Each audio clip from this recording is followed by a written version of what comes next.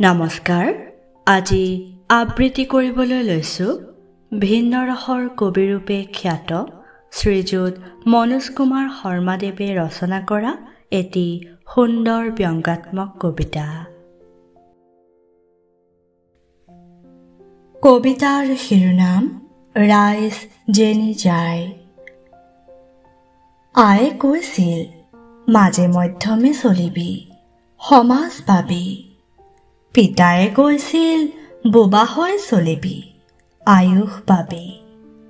সমনীয়াই কয় তোষামোদী হৈ জগত চিনিবি, ধন ক্ষমতা হাততে পাবি। নাজানো পৰাধীন দেশত স্বাধীনতা কিমান, স্বাধীন দেশতহে চোন স্বাধীনতা নপচা নিচিকাকৈ আতি আতি বান্ধি থোপা আছে।